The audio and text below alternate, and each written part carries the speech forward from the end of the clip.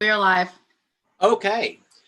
Well, good evening, everyone, and welcome to the September 10th Yellow Springs Board of Education regular meeting where we do the business that needs to be done. And let me start off right away by reminding everybody that as we meet in this virtual format, we still have a place in the agenda for community comment, but you will have to enter those comments in on the comment function, the chat function on the screen that you're looking at. Those go directly to Stephanie. Stephanie will be able to read those into our public record at that point in the agenda. So if there is something you'd like the board to hear, please take this opportunity now to put that in so that we can capture that comment. And thank you very much for that. Why don't we start by calling the roll, please? Khan. Here. Merhemic. Here. Ellison. McQueen. Here. Turner. Here. Wonderful. Our first item of business, 1.3, is to approve the minutes of our last meeting. Do I have a motion? So moved. I'll second. Are there any comments, additions, subtractions, edits on those minutes? Nope. Call the roll, please. Khan. Yes. Merhemic. Yes. McQueen. Yes. Turner. Yes. Okay. Again, in this virtual and somewhat strange format, I'd be delighted to welcome and acknowledge all the persons who are present this evening. And we'll go straight to items under number 2, our communications and reports. Item 2.1. Stephanie, we may be a little bit delayed. Do we have any community comments? Nothing coming in yet? Okay. You know what? Why don't we go ahead to item 2.3 and then maybe circle back just in case there's something that pops up a little bit on delay. So why don't we go to our administrative reports, item 2.3. Who'd like to take us away? Donna, I'm nominating you. Yeah, that's fine. I just have a few highlights for student services. I always like at the first board meeting in September to remind us of all the partnerships we have with different Greene County organizations like the Clark County, Greene County ESC, the Greene County Juvenile Court, and then we also work with Clark County ESC. Since we're small, most of those people are not here every day. They might only be here a half a day or one day, but we do have some folks that are here up to 4 or 5 days a week. We get a tremendous amount of support from the ESCs. We get gifted coordination, tutoring for English language learners, our therapy staff, our school psychologists, our social workers who are also mental health therapists. And we also, as everyone does in Greene County, has some support from Greene County Juvenile Court for truancy intervention support. So I like to mention all of those folks. Most of them are returning again this year. We have our same people, but we do have a few new staff members that are contracted from the ESCs. We have Kenny Moore is our new gifted coordinator from Greene County ESC. And we also have Megan Bennett, our third grade teacher, one of our third grade teachers, is helping us provide gifted intervention support to the district. That's going to be a big focus area this year. We're moving from a district that identifies only to one that will be doing more state recognized gifted services. There are you can provide services, but in order for them to be recognized by the state, there are certain requirements. So we are going to go ahead and look at providing the state recognized services. So that'll be a big area. I'll be working with Megan and Kenny a lot this year.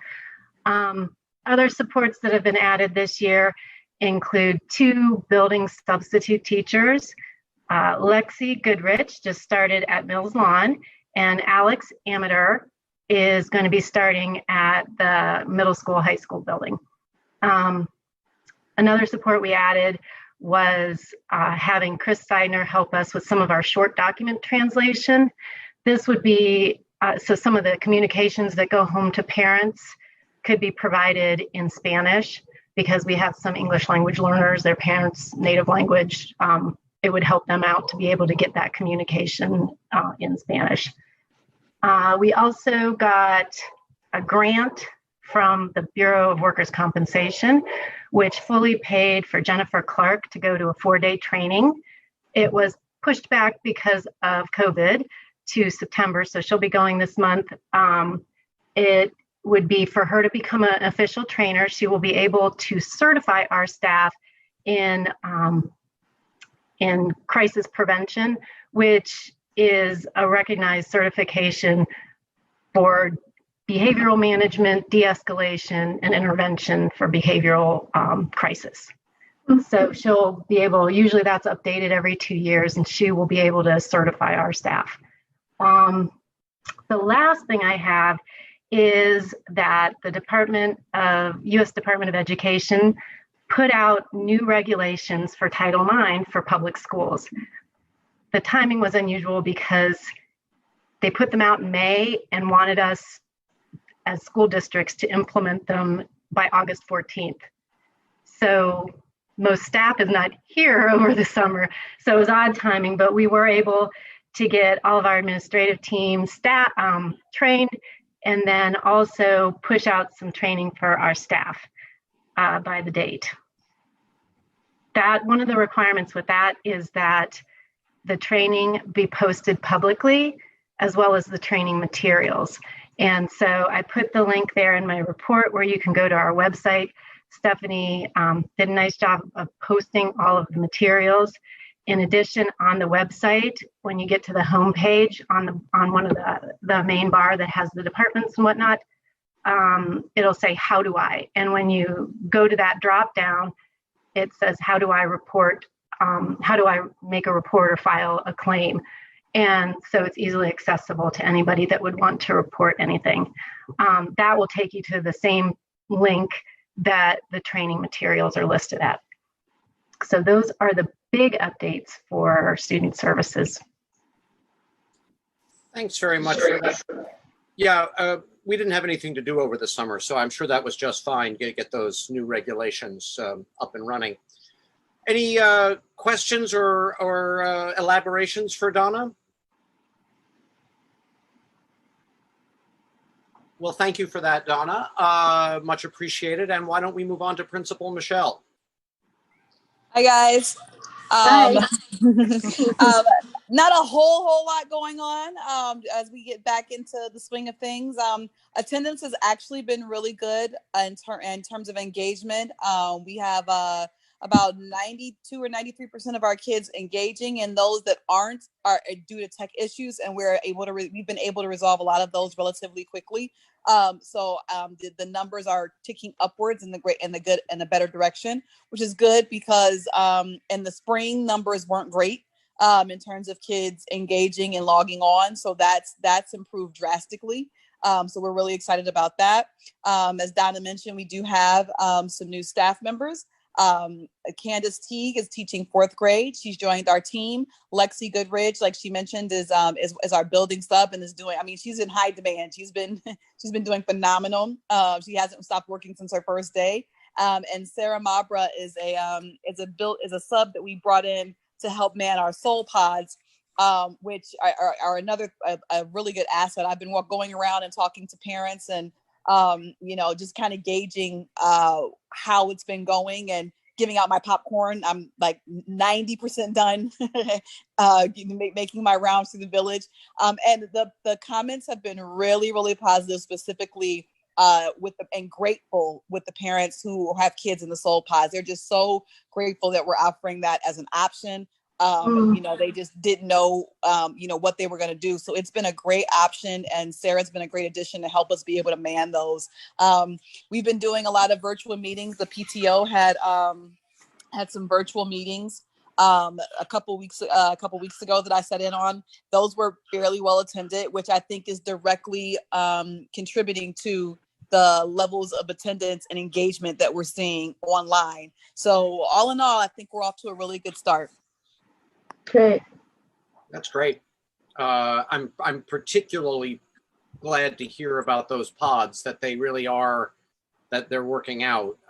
So that's terrific. Other questions or comments? Yes, go ahead, Aida, please. Yeah, just in terms of the numbers of students participating in those, could you share that, Michelle and Jack? We have at my building we have 6 pods and there are 8 kids in each pod. So we have about 48 kids that have signed up. They don't, based on parents' need. Some kids come, Wednesday through Friday. A couple kids that come on, Monday or Tuesday. But for the most part, we have like 48 kids on average every day. Oh, great. And that's what in our building, we're down to about 15. So a lot of our older students, once they got in the first couple of days, they came for a day or two and then they stepped out. So we were able to go from 3 main rooms down to 2 main rooms. Okay, thank you. Mm-hmm. I just wanted to oh, I'm sorry, Steve, go ahead. Thanks. I just wanted to know, is there an explanation? I'm sorry, is there an explanation for why there's so many more students participating now versus the spring? Like, what happened? Is the internet better? Definitely don't think it's the internet's better because that's been a constant issue. I think that the biggest issue different was the way it was rolled out. I know that we were very intentional in how we reached out to parents, and basically like it's school, so we can't come in person. It's not an option. This is the expectation. Here's how you do it. We had all the teachers had meet and greets virtually beforehand, where they met with the teachers, explained how to log on. They were given everybody got a little bag with all the things they would need. So that just creating the expectation that it's still school. I think in the fall and the spring, people didn't know how long this is going to last. Are we going to come back? Like, is this real school? Like, it was just really, but it's been 6 months and people even the kindergartners I have visited with popcorn. They're like, I love logging on. Like, I met my teacher and my friend from down the street is in my class. And, it's been, it's school reimagined and, they're hungry for it. And I think that has a lot to do with it too. DJ? Yeah, I was just going to thank Ms. Person that I got some very excited text messages from a little 5th grader who got a bag of popcorn, and she was bummed that she missed you. And you coming down out. I guess they thought it was an Amazon delivery or something, and so they didn't run out right away. But she apparently loved the popcorn and ate it right away and talked about it nonstop that day. So that was a great way to reach out. It's awesome. Thank you. Other questions or comments? Great. Well, thank you, Michelle. And then we'll move on to Principal Jack. Yes, thank you. Similar to Mills Lawn, we're off to a great start. I'm very pleased with just the approach our teachers have taken. They've jumped in with both feet, no hesitation. They've fully embraced this setting, pushing the start of school back by a week was very, very important for our teachers to give them that extra time. So that was just a great decision. And in that first week, we had a full day of PD in our building, and we set it up to run and follow the student schedule. And I think for all of us, that was eye-opening. And as the building principal, I was chomping at the bit to show new resources, new technology, new ways of doing things. And by the middle of the day, I was drained. And you start thinking about it as 7th grader who's new to middle school and the fatigue they're going to have. And I think for our teachers, it was also eye-opening that what asynchronous time has to look like as far as giving kids a break from the screen and just really thinking differently. I think we all walked away from that day with a little different approach than we had when we started that morning. So that was very, very great. And then, our teachers with the new technology, it can be very overwhelming. And in our PD, we said, pick 1 or 2 tools that are new and focus on that. Don't try to add everything that we've covered. We've just tried to show you many tools that you can use. And I think when we're past this pandemic, we're going to be a much better staff because we've experienced this and we've gone through this. And I think we can appreciate our time with our kids even more. And we now have more tools in our toolbox. So when our kids are in session, we can start to explore different teaching practices and extending our school day in engaging ways that maybe we just weren't ready to do before. So one example I wanted to share with the board was Ms. Horvath. If you know Ms. Horvath, she is very detail oriented. She's a planner. We joke that she does spreadsheets as a hobby. But she is, really built to do this very, very effectively. And she started her year off with an escape room, and it was using Google Forms, and it had videos embedded in it with math concepts that the kids had to work through. So it's the Google Form is not new technology, but she found a different way to use it that was really engaging for the kids. So just wanted to celebrate that and celebrate her kind of taking that risk with that. So normally in September, I would be sharing with you the full theater schedule, and this year it looks different. So we are still doing theater. The fall, instead of doing a large fall show, it's going to almost replicate the 1X, where kids are going to be doing monologues and small pieces with students who they are currently cohorted with. So whether that be a family member or, a neighbor that they're playing with every day or something along those lines, they're just doing a lot smaller pieces.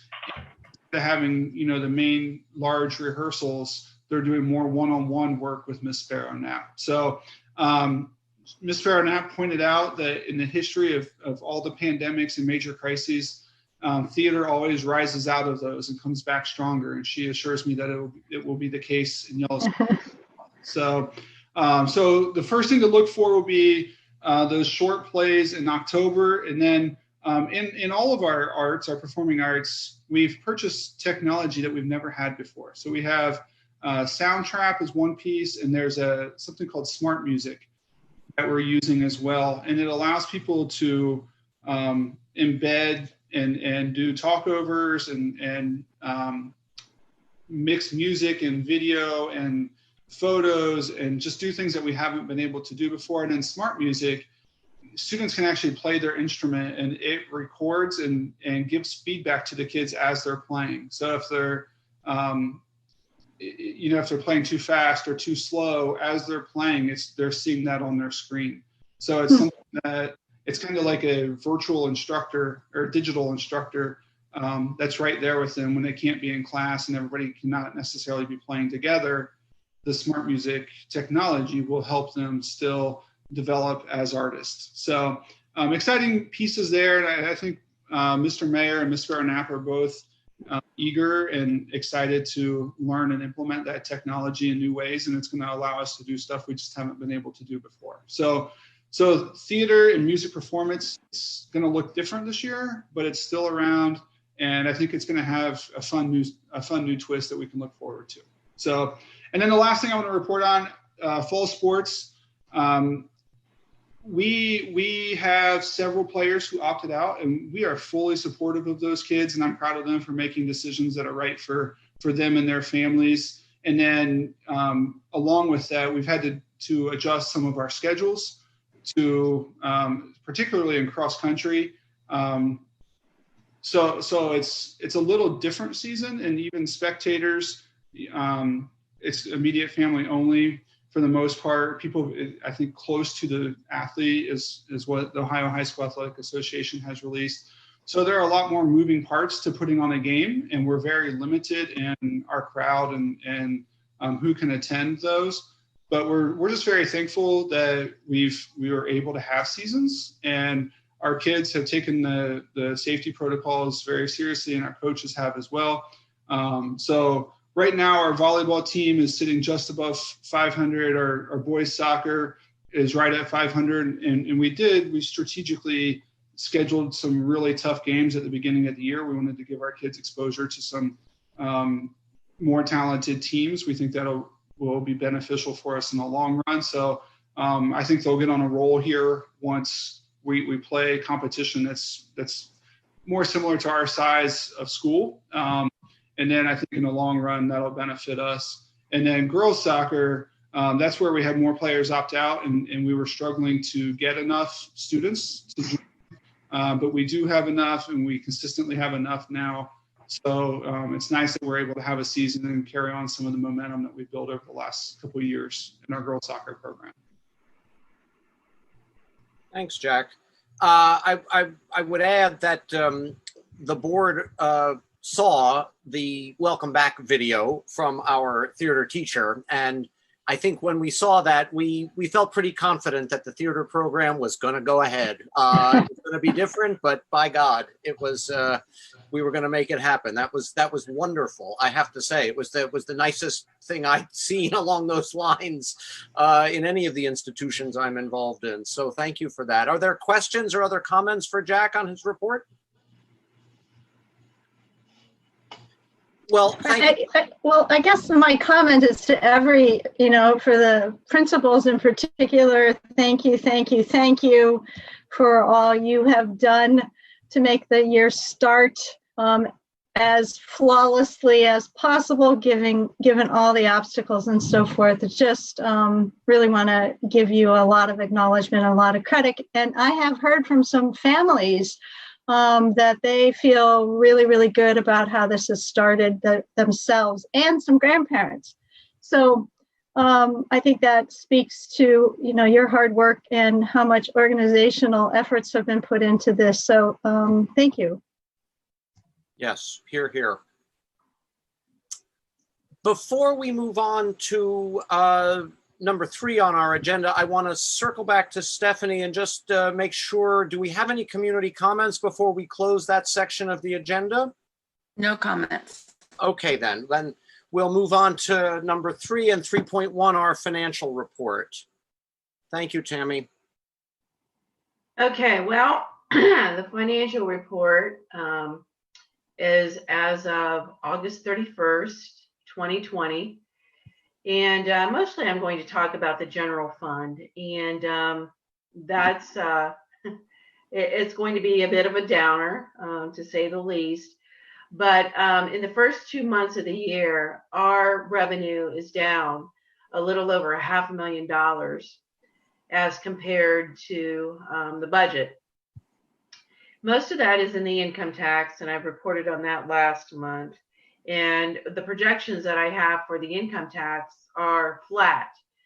And the remainder of that amount of the difference for the decrease is in the property tax. We received the final settlement for August, and that was down as compared to the budget. Interestingly enough, it was very comparable to the previous year, but I had built an increase into the budget.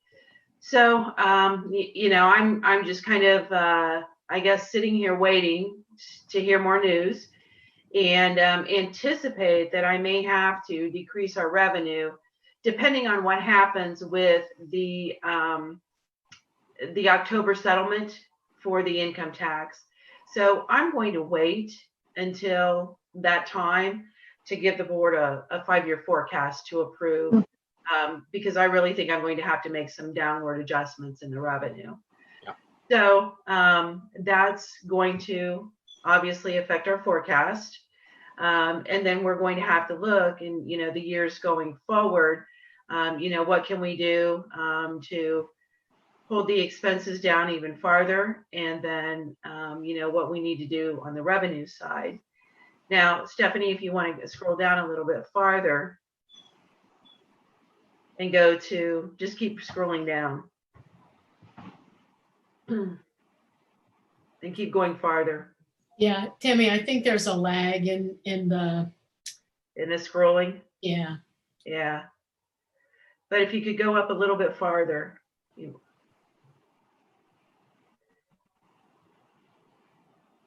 But basically what I wanted to point out is on the expenditure side, we are also over a little bit on the expenditures, but that's mostly supplies. And I'm not as concerned about that because we did things differently this year, and we ordered the bulk of our supplies at the beginning of the year. A lot of the curriculum supplies that were new that Terry was implementing. So that's a little bit, different than we had done in the past. And like I said, that's over, but not as much of a concern. And then if you can scroll down a little bit farther, just go to the next page.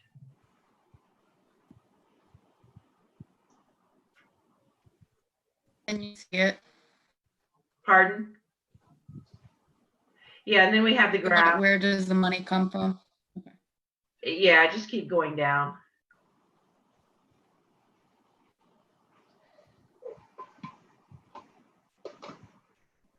And then we have the graphs that show the same information, just in a different format.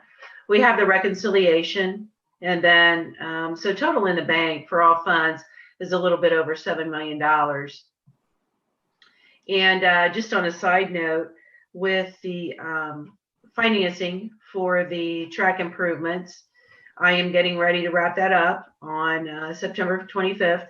We'll be closing on that, and we are borrowing $700,000 for that, and we will be repaying that money through the PI fund, and that's going to be through a lease purchase. And there's been some items on the previous agendas also authorizing that. Right. And that concludes my report.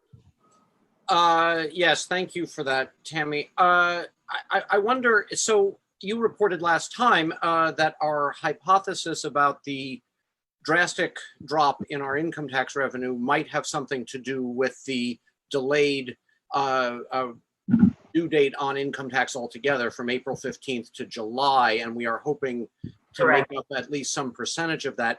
Do you have any speculation about what's happening with the property tax and why that is trending the way that it is? I don't have any speculation at this point in time. Off the top of my head, I would say that we're probably accruing delinquencies, that people have not been able to pay their property taxes. Okay. Because that's at a set rate, and that's pretty steady. Right. We haven't had any new levies recently. So I mean, I'll check it out. I'll give the county auditor a call. But that would be what I would think off the top. Well, and I guess there has been in the last little while a fair bit of new construction in town, which one would think would contribute to this a little bit as well. So yeah, it would be interesting to think about what's going on with that and how we might deal with it.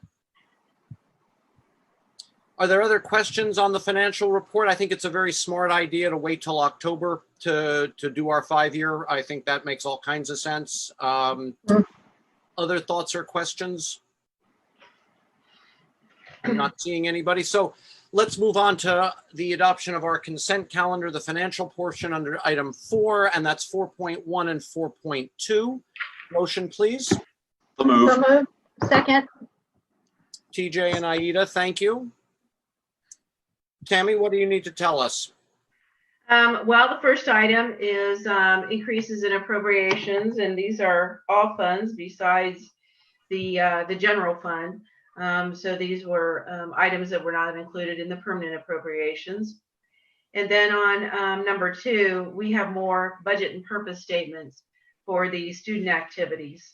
Right.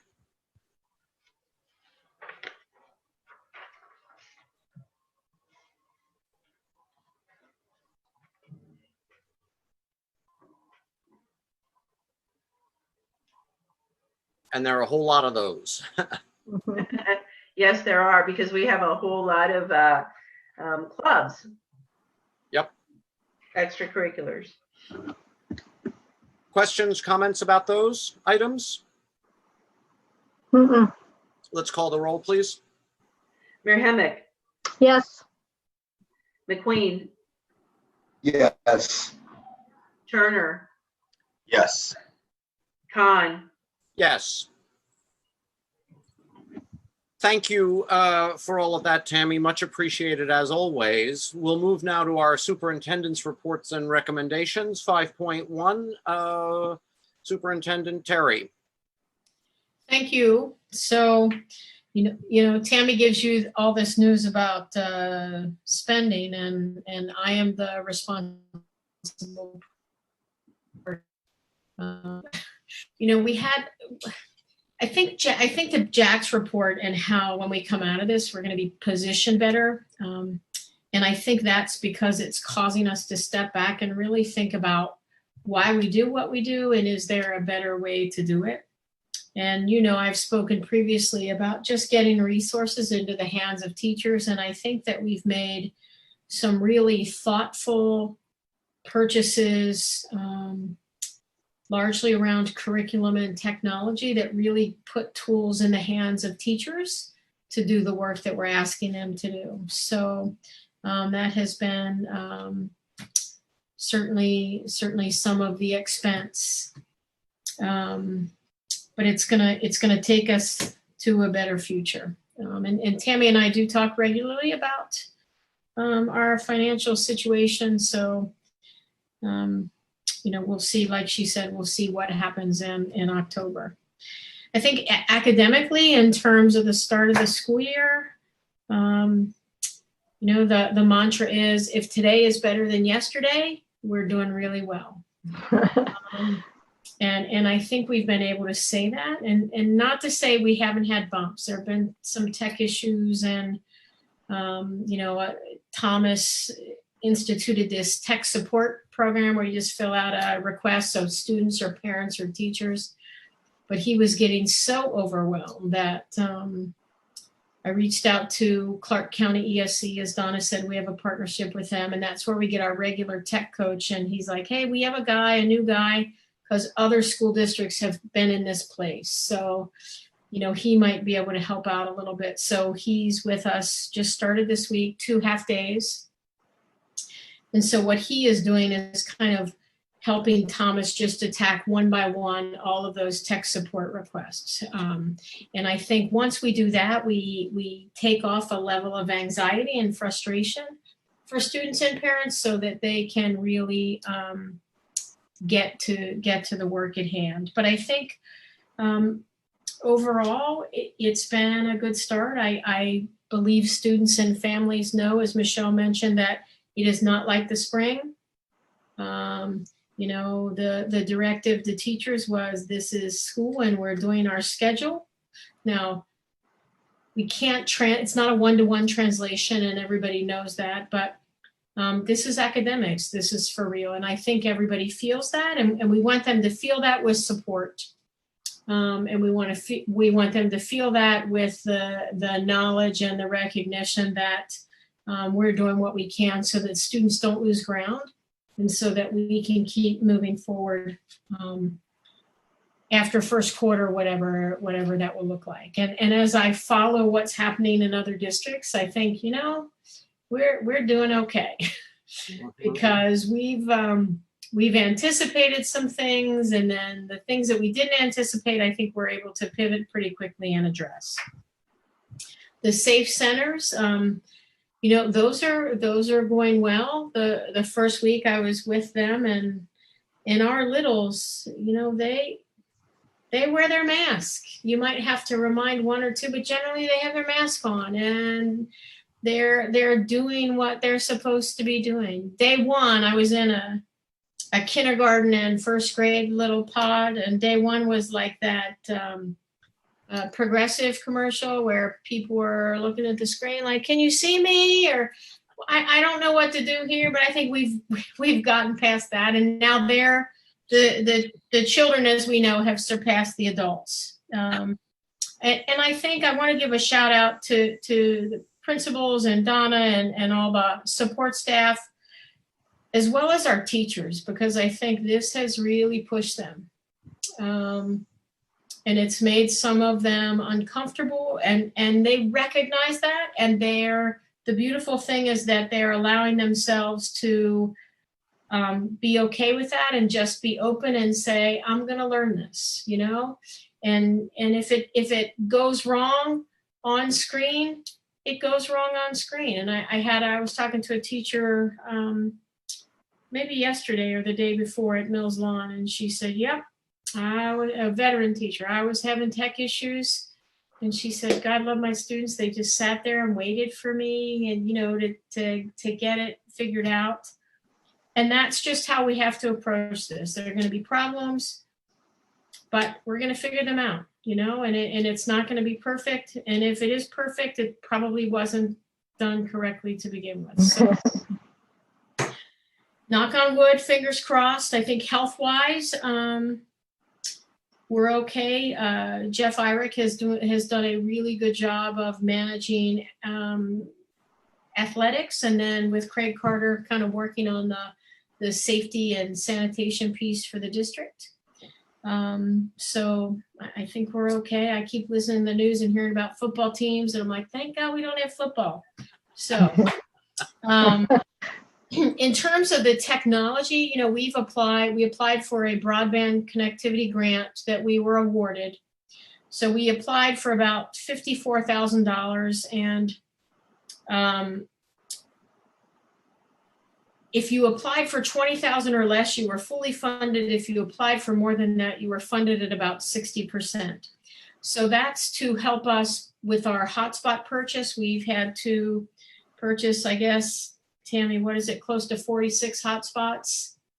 So it's to help offset some of that, as well as we are partnering with the village because this grant allowed for the installation of public Wi-Fi access points.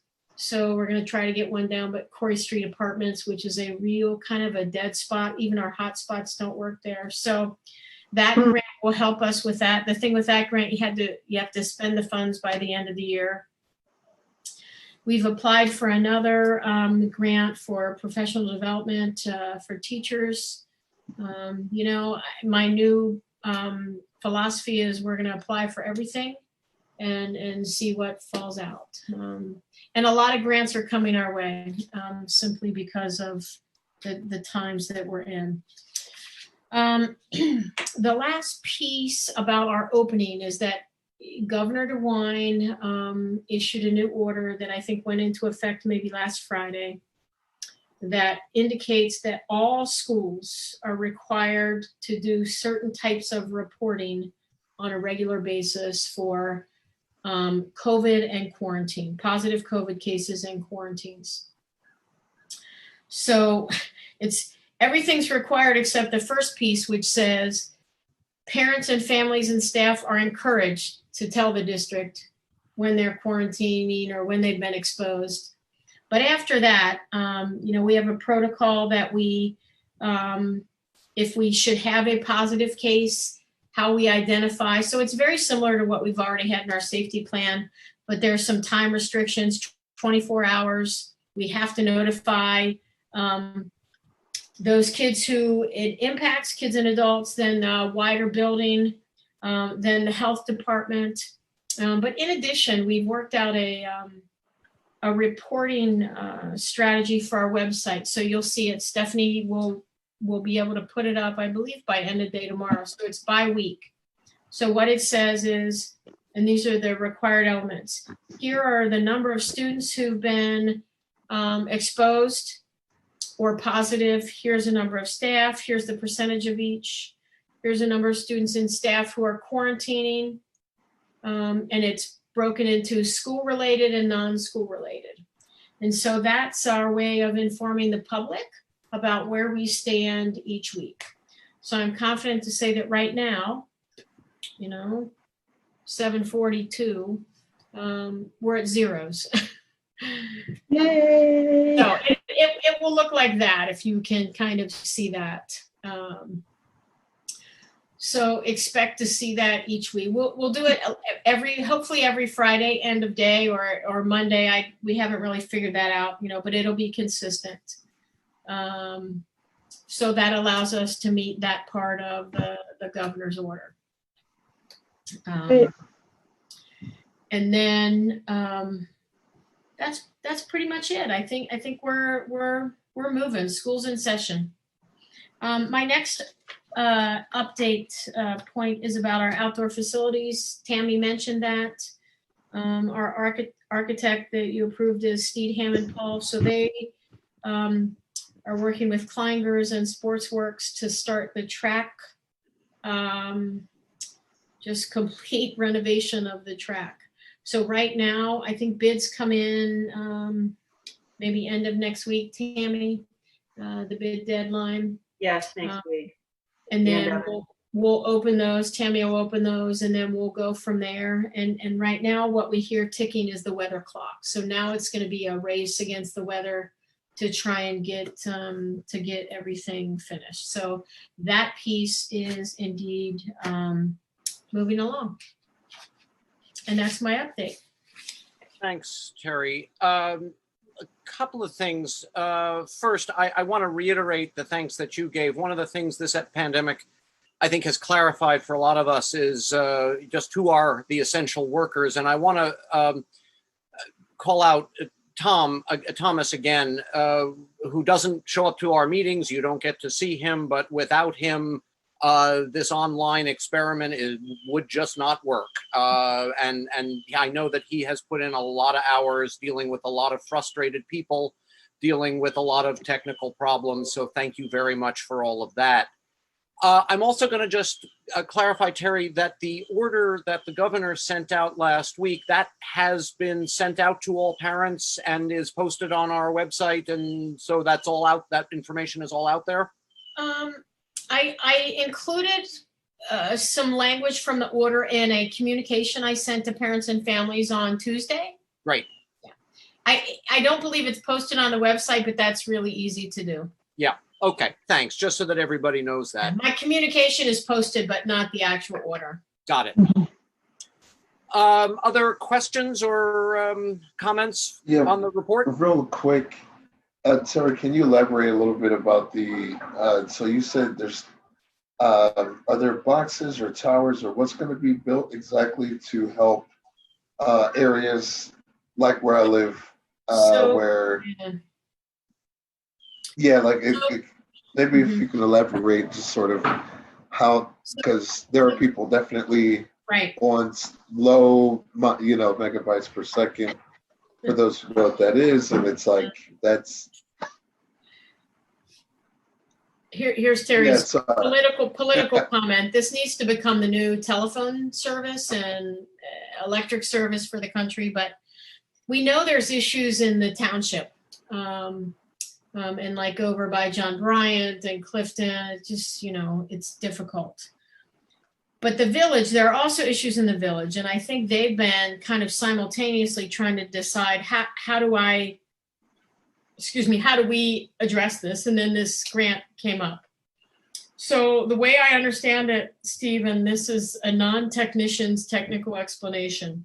Mm-hmm. We just create access points.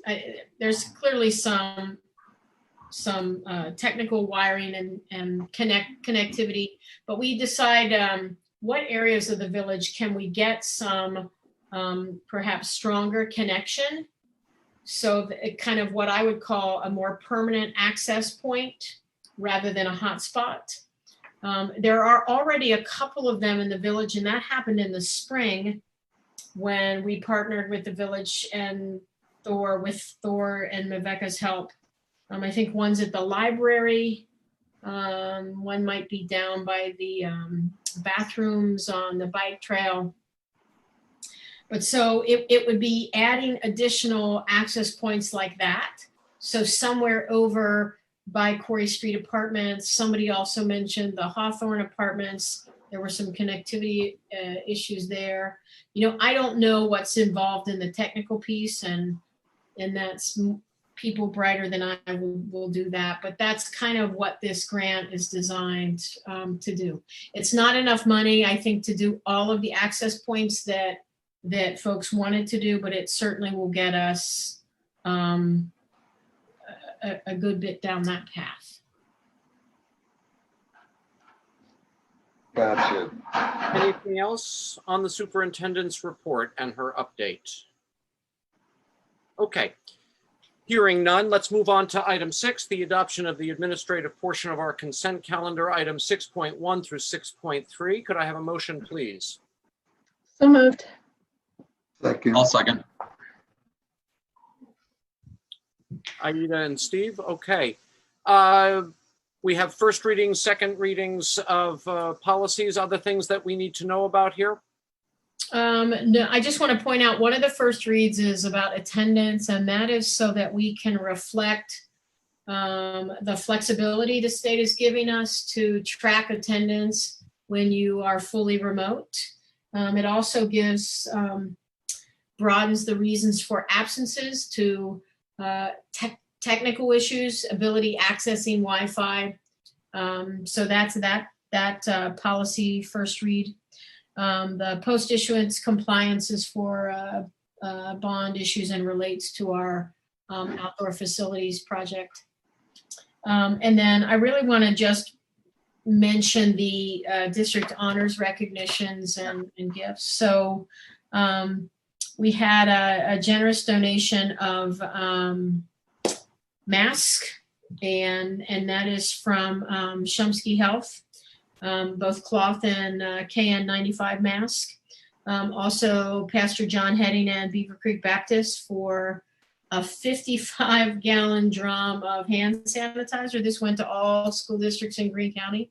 So it was great. It was great until we had to figure out how we're going to get the hand sanitizer out of the 55-gallon drum. But we figured that out. So, so that's good. It truly is like gold. Also a big thanks to Mr. Stephen Lynn, who came to us through connection from the YSPD. And he and the Buddhist Sushi, I'm not sure how you pronounce that, foundation, gave a generous donation of 55 headphones.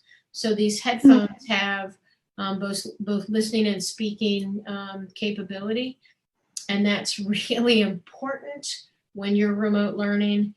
So we were trying to outfit some of the students in our safe centers with these. Some have gone to John Bryan Center because there will be some aftercare there for some of our students, as has been in the past.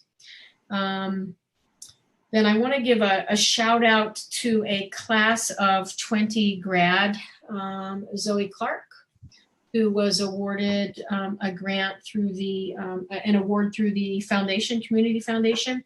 She was awarded a Youth Philanthropy Award for quietly making a difference, and that award is worth $300. And she designated the high school's Gay Straight Alliance to receive that award.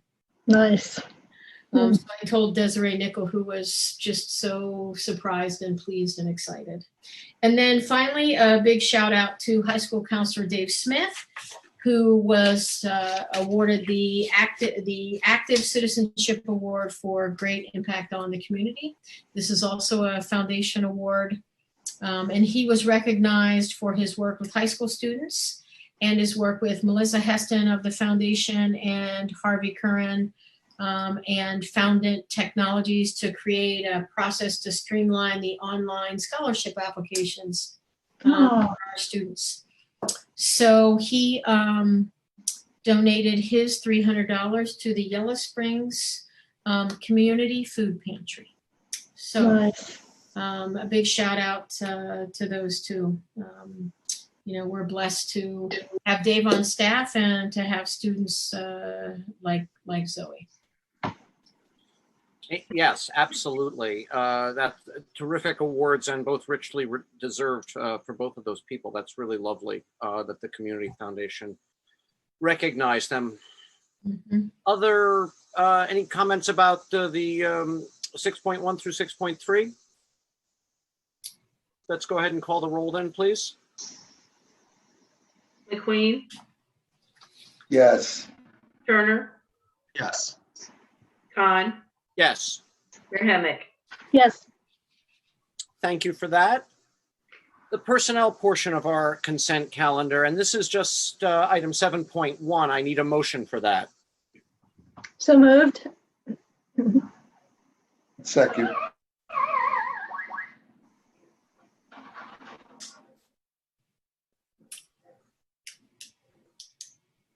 so we're waiting for these to, Stephanie's juggling back and forth on the, okay. Board, I just ask that you approve the personnel schedules as presented. Yep. For the support staff and the certificated, it's so that we can get subs in and folks to work with the safe centers subs, because we need to make sure that we have building subs for this unique remote learning experience, and then some leaves. Questions about any of that? Mm-mm. Good. Let's call the roll on that. Turner, Yes. Khan, Yes. Mayor Hemick, Yes. McQueen. Yes. Thanks, everyone, for that. We'll move on to number 8, and these are our communications. And so, Mr. McQueen, tell us about the Career Center. Well, all right. Basically, the big news is, new building. The kids are absolutely loving it. And Mr. Deskins has now an assistant superintendent, which is really helpful, especially with getting a new building. That happened a couple months ago, but actually she's even been as busy as he has, so I actually got to finally meet her. And it's been very helpful, to say the least. And so that's put a lot of pressure off of Mr. Deskins. And so also, we now have a thermal scanner over at the building. I'm sorry.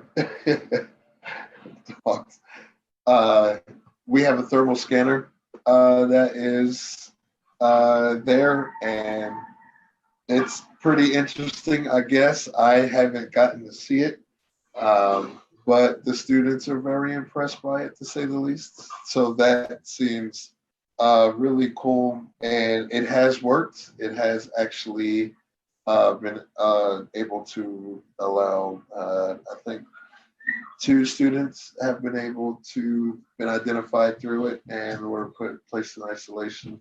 But we've not had any cases, which we're really happy to report. However, other schools and their reports, I guess there has been some, unfortunately. And these schools, actually, every single other school said their biggest problem has been parents complaining about not being able to go to football games. So that's really been, every single school said that, which I personally am not looking at that as good news, but they all seem to be quite comfortable. But personally, I didn't like hearing that there's been cases and sports are involved. But that's what's happening in Greene County and the Career Center. The Career Center itself, though, however, has been running really smooth. Everyone's been sectioned off into departments, so whatever whatever it is that you're focused on, you're in that place, and you're basically you eat with all the same people. It's all very quarantined, so that if we were to have a case, we would know exactly who would need to be quarantined, because at that point it's this sectioned off. So staff as well as administration over there is in the board is quite happy with the results, but at the same time are being very diligent in making sure that it remains as quarantined and socially distanced as possible. Students have been wearing masks and hasn't been an issue. So that's I'm happy to report that, at least. Thank you for that. Board, and staff as well, perhaps. I think it might be fun if we could figure out a way to take a field trip to see this new building, to do a tour. I'm pretty confident Dave Deskins would be delighted to show off this new building to us. So, To say the least. Yeah, right. So sometime in the next, sometime this fall, perhaps, if we can figure out a way to do that, that might be both really informative for us, but also a nice show of support for our students who are at the Career Center, because they do such a tremendous job, and it's only going to get better now that they're in this new facility. So, I will say that we're still trying to figure out how to do our open house, which was scheduled to be next week. Right. And that's clearly been postponed. So right. We're still trying to figure out how we can even have the parents of the students come and visit this new place, let alone future students, as well as anyone who is just interested to come and see. So it looks like we're going to have to even section that off.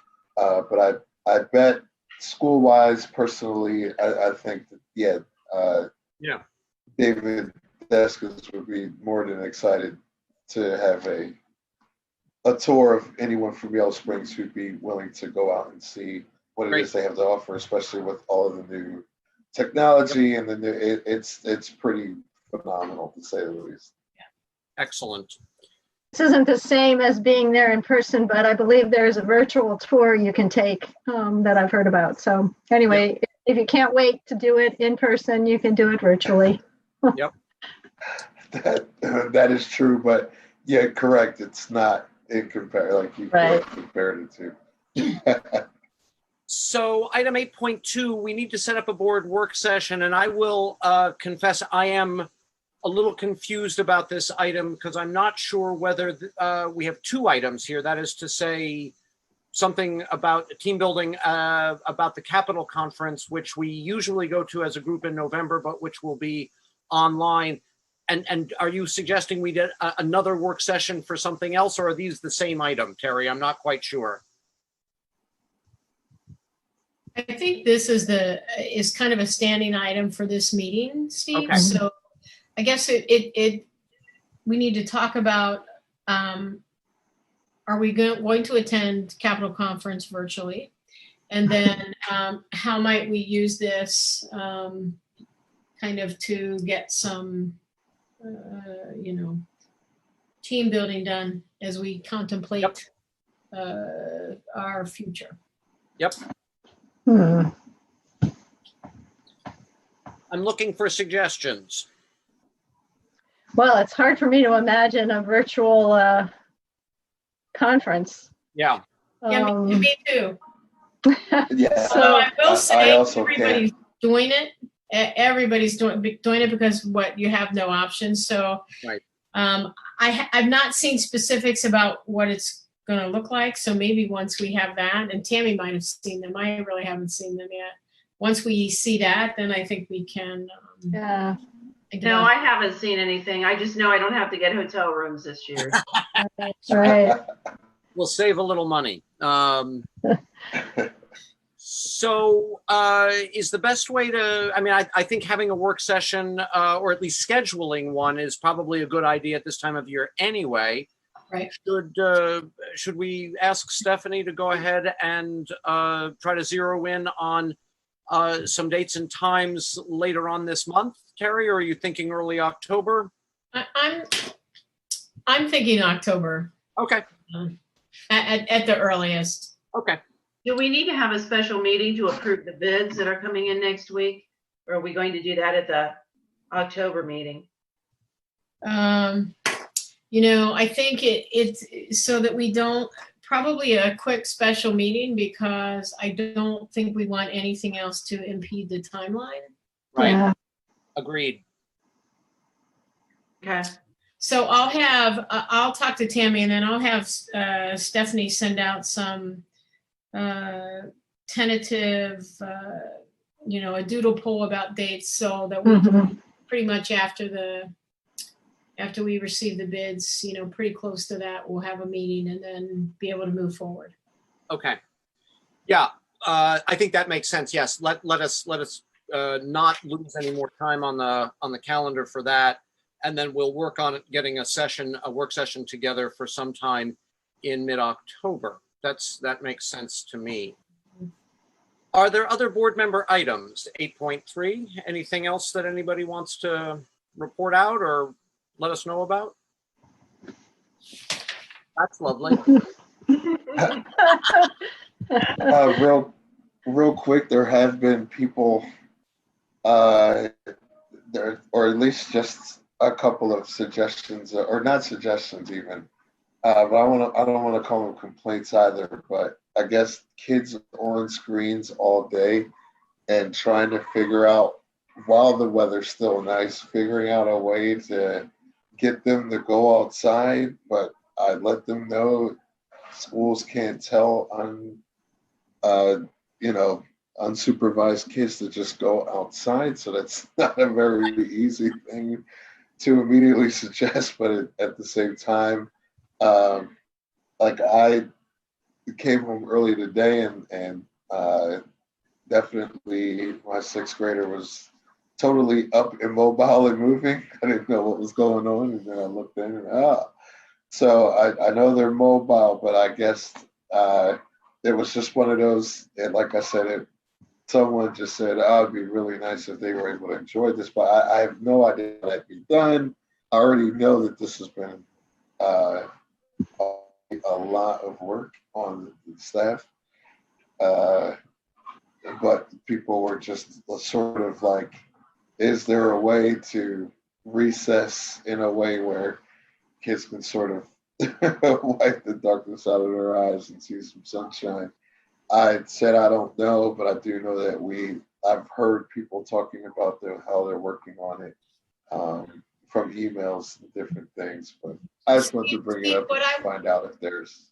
What I would suggest is, if you hear parents say that, direct them to Jack and Michelle, because they've really worked hard to develop schedules that really allow for breaks for kids. And so maybe they can help parents through a particular schedule, and so they can see, because we also do not want children on screens all day. Right. Yep. But nor do we want them going outside just because the teacher told them. So yeah, I think that we could work something out, I'm sure. Thanks. Anything else? Okay. The board is now going to go into an executive session, and I just want to alert people that we will not be returning to a public session. We will not, there are no further votes to be taken by the board this evening. So the executive session will adjourn, and that will be the end of our board meeting tonight. Terry, I guess we can do this in a couple of ways. We can either move us all into a breakout room, or we can simply excuse me, the people who are. Bless you. I think the way we were going to do it, Steve, was the way we have done it previously, and that's just allow folks to go off, and then Stephanie can tell us when we're all set. When we're all set. Very good. Okay. So do I have a motion to move us into executive session? So moved. Second. I'll second. Call the roll, please. Khan, Yes. Hammock, Yes. McQueen, Yes. Turner. Yes. Thank you all for that. Thank you all of you who were watching this at home. And we are adjourned in public session. Okay, hold, guys, because hold while the feed cuts.